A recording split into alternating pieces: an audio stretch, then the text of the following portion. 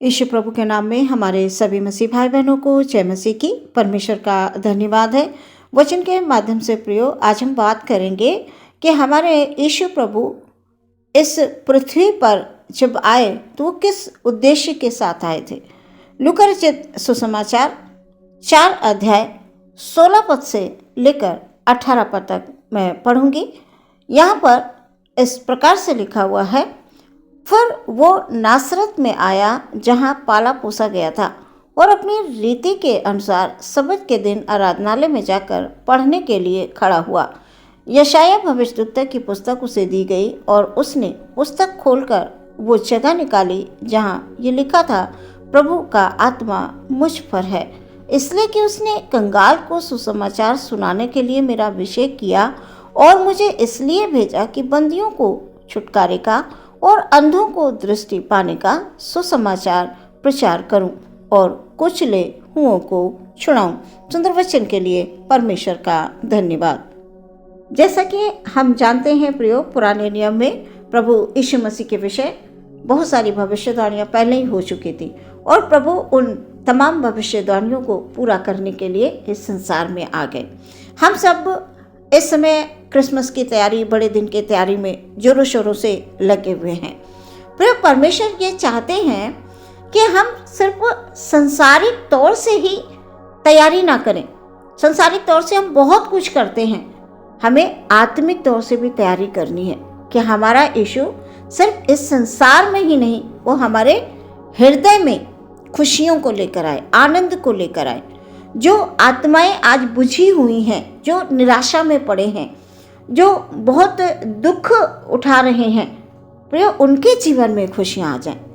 यहाँ पर प्रियो हम गौर करेंगे, जब प्रभु यीशु मसीह ने वो पुस्तक खोली, वहाँ पर सबसे पहली बात ये लिखी थी कि प्रभु का आत्मा मुझ पर है, इसलिए कि उसने कंगालों को सुसमाचार सुनाने के लिए मेरा अभिषेक किया और मुझे इसलिए भेजा कि बंदियों को छुटकारे का और अंधों को दृष्टि पाने का सुसमाचार प्रचार करूं और कुचले हुओं को छुड़ाऊं। प्रियो, कंगाल का मतलब वो नहीं जिसके पास धन दौलत पैसा नहीं है, वो कंगाल नहीं, ये संसारिक तौर से है।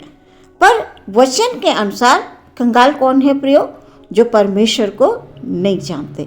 सबसे बड़ा कंगाल प्रियो वो है जिसका दूर दूर तक परमेश्वर से कोई नाता नहीं है, कोई संबंध नहीं है। वो परमेश्वर को जानते ही नहीं है कि यीशु मसीह कौन है, हमारा उद्धारकर्ता कौन है, वो नहीं जानता है, वो भटक रहा है। और वचन कह रहा है कि प्रभु को कंगालों का सुसमाचार सुनाने के लिए परमेश्वर ने भेजा। यीशु का उद्देश्य था कि उन तक सुसमाचार पहुंचे और वो बचाए जाएं, उन्हें आत्मा में, मन में, शरीर में सुसमाचार के द्वारा वो कंगाल से धनी हो जाएं। और दूसरी बात, जब हम पढ़ते हैं तो लिखा हुआ है, बंधुओं को छुटकारे का और अंधों को दृष्टि पाने का सुसमाचार प्रचार करूं और कुचले हुओं को छुड़ाऊं। बंधुओं मतलब वो नहीं प्रियो जो आज जेल में बंद है। प्रियो, बंदी हर वो इंसान आज बंधन में है, बंदी है, जो किसी ना किसी गुलामी की जंजीर में जकड़ा हुआ है। जैसे कि बुरी बुरी आदतें हैं, खुद का मन कंट्रोल में नहीं है, खुद का शरीर, खुद की आत्मा जकड़ी हुई है, किसी ना किसी बंधन में है, वो आजादी नहीं है। वो चाहते हैं पर आजादी है नहीं। प्रियो, घर में, परिवार में दिक्कतें, बड़ी से बड़ी दिक्कतें हैं, वो निकल ही नहीं पा रहे हैं, वो बंधे हुए हैं, बंधुआई में हैं, जकड़े हुए हैं। प्रभु उनको छुड़ाने के लिए आ गए, उनको बाहर निकालने के लिए आ गए, उन बंधनों से आजाद करने के लिए आ गए। अंधे का मतलब क्या है प्रियो? जिसके पास आंखें नहीं है, जो देख नहीं सकता, जो संसार की चीज को नहीं देख सकता। नहीं प्रियो, अंधे का मतलब आत्मिक और संसारिक बातों को ना पहचानना, क्या संसारिक है, क्या आत्मिक है।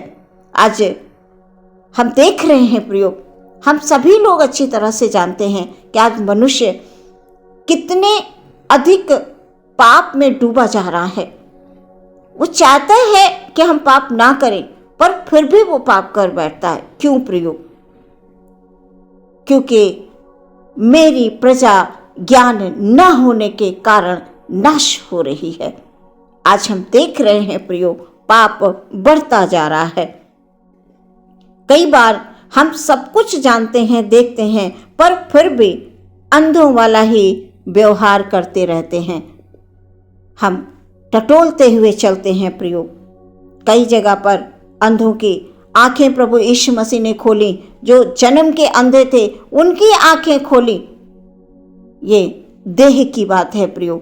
जब आत्मा में हम बुझे हुए हैं तो हम आज मरी हुई दशा में चल रहे हैं। तो प्रभु चाहते हैं कि हमारी आत्मिक आंखें जो अभी तक बंद थीं वो खोल जाएं। आज हमें भी विचार करना चाहिए प्रियो कि हम इस संसार में हैं, हम क्या देख रहे हैं, हम क्या देखना चाहते हैं। ये विचार करने वाली बात है प्रियो। हम ज्योति की संतान हैं। क्या हम ज्योति में चल रहे हैं? हमारा स्वभाव कैसा है? हमारे विचार कैसे हैं? हम पाना क्या चाहते हैं? हमारा उद्देश्य क्या है? जैसे हमारा यीशु एक उद्देश्य लेकर आया, एक योजना के साथ आया, पिता की इच्छा पूरी करने को आया। आज हम क्या कर रहे हैं प्रियो? विचार करना है। हम मुंह से तो कहते हैं कि हम ज्योति की संतान हैं, क्या हमारे काम भी ज्योति के हैं प्रियो? अगर हैं तो हम पिता के धन्य संतान हैं। कुचले हुए लोगों को प्रभु छुड़ाने आए। कुचला हुआ कौन है प्रियो?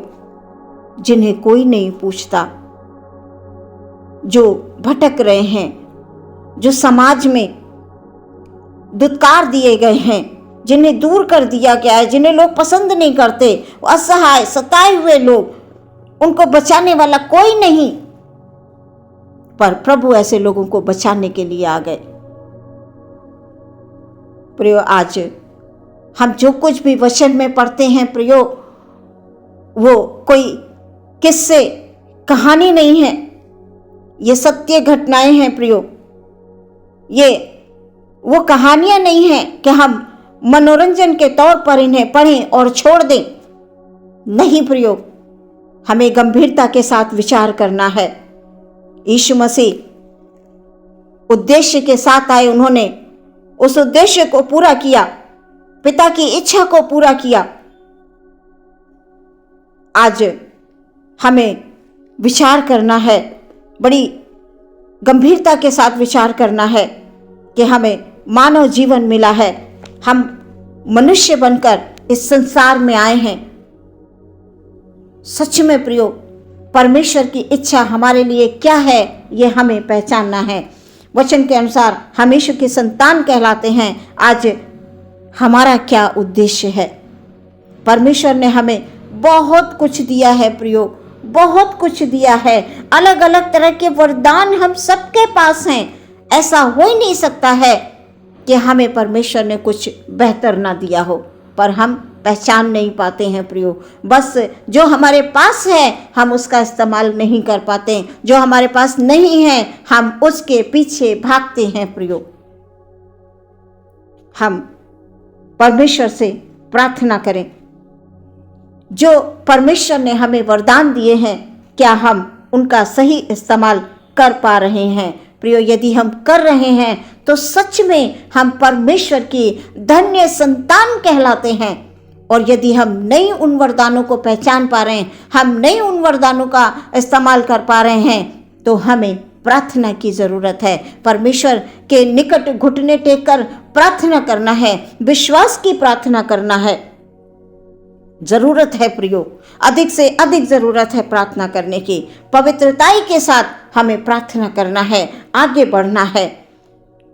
आत्मिक क्षेत्र में जब हम प्रियो आगे बढ़ते हैं ना, तो परमेश्वर हमें हर दिन अज करके बढ़ाते हैं। वो हर दिन हमें बताते हैं, वचन के द्वारा, सुपन के द्वारा वो हमारे पास आते हैं, वो हमको बताते हैं पर हम प्रभु के निकट आना नहीं चाहते। हम बस हर समय उदासी में, परेशानी में, दिक्कतों में पड़े रहकर हम जीवन को व्यतीत कर देना चाहते हैं। हम मनुष्यों के आगे अपने दुख को रोते हैं, मनुष्यों से मांगते हैं, पर हम परमेश्वर के निकट नहीं आना चाहते हैं। तो प्रियो, आज के वचन के द्वारा परमेश्वर ये चाहते हैं कि हम भी प्रयोग इस संसार में रहते हुए परमेश्वर के वचनों को दृढ़ता से थामे रहें, और जिनके पास अभी तक सुसमाचार नहीं पहुंचा है, हम उन तक सुसमाचार पहुंचाएं। यदि हम खुद में भी कंगाल हैं तो हम खुद में भी प्रभु यीशु के द्वारा धनी हो जाएं। आज के वचन के द्वारा परमेश्वर आपको बहुत सारी आशीष दे। इस वर्ष में परमेश्वर आपको सच में प्रयोग वो रास्ते खोल कर देने जा रहा है जिनके लिए आप वर्षों से प्रार्थना कर रहे हैं, वर्षों से आप उन चीज़ों को पाना चाहते हैं। परमेश्वर आपको सब कुछ देंगे, बस आप प्रभु पर विश्वास कीजिए। परमेश्वर का हर एक वचन आपके जीवन में पूरा होगा। परमेश्वर चाहते हैं कि हम उसके निकट रहें। बड़े दिन की तैयारी आप जोरों शोरों से करें। परमेश्वर आपको बहुत बढ़ाएंगे, बहुत आशीष देंगे, बहुत बरकत देंगे। आपके हृदय में यीशु का जन्म हो और आप यीशु में आनंदित रहते हुए जीवन में आगे बढ़ते जाएं। आमीन। हम प्रार्थना में जाएंगे। धन्यवाद, धन्यवाद, धन्यवाद महान परमेश्वर, अनुग्रहकारी दयालु परमेश्वर, हम धन्यवाद देते हैं पिता सुंदर अवसर के लिए। पिता परमेश्वर, भाई बहनों से खुदा बात करने के लिए वचन के माध्यम से आपने हमें अवसर दिया। परमेश्वर धन्यवाद। हर एक भाई, हर एक बहन के लिए पिता परमेश्वर हम आशीष मांग लेते हैं। सच में खुदाबंद हम सबको पिता पवित्र आत्मा की अगुवाई दें परमेश्वर। हालेलुया। ताकि हम अपने आप को हालेलुया अपने उन वरदानों को पहचान सकें पिता जो आपने हमें वरदान दिए हैं। बुद्धि और ज्ञान दें पिता परमेश्वर।